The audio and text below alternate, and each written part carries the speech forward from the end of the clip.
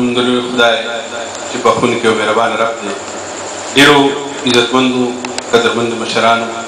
همزولو وروڼو باشي او ډونرانو پښتنو ستړي مه شئ په خیر راغلئ هر کله راشئ. څنګه چې تاسو ټولو ملګرو ته پته ده دا نننۍ دا وړوکې غونډه کې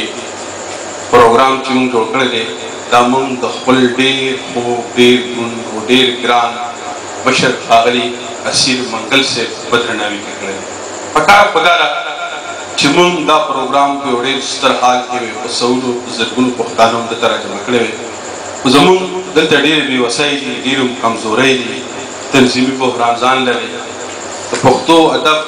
او د پښتو ژبې مینوال هر څه ورته ډېر دي څه موږ تر هغوی پورې ځان نه دی ورسولی او دلته وسایل هم موږ سره ډېر کم دي. خو بهرحال بیا شکر دی چې شریف صاحب و چې هغه بیا هم دا پروګرام را جوړ کړو دی راوستل او ستاسو مخې ته یې کېنول. دلته چې څومره شاعران ادیبان راغلي دي زه د هغوی له خپل طرفه د شریف صاحب له طرفه ستاسو ډېر ممنون مشکور چې په لنډ ټنګ وخت کې هم بیا هم ځان روزګار کړو دلته راغلي دا پروګرام هم دروند کړو او ستاسو ټولو ملګرو د طرفه د منګل صاحب ډېر مشکور ممنون یم چې هغه راغله دلته کې دا وړوکی پروګرام د هغه په راتګ باندې دروند شو. د دې ننني پروګرام د صدارت لپاره زه د خپل خوږ او ګران مشر چې د پښتو ژبې او د پښتو ادب په حواله ډېر خدمات کوي د ښاغلي شریف خوالاخیل صاحب نوم پېښ کوم چې هغه د ننني پروګرام صدارت کوي. تاسو ته منظور او زموږ د دې نننۍ مشاعرې د دې ننني پروګرام مشر مېلمه به زموږ ډېر خوږ او ډېر ګران پروفیسر اسیر منګل صاحب استاد شاعر دی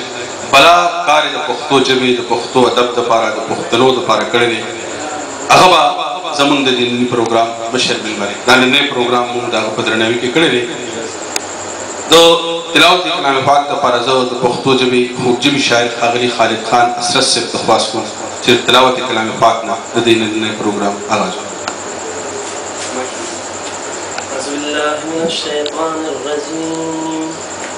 بسم الله الرحمن الرحيم ألهاكم التكاثر حتى زرتم المقابر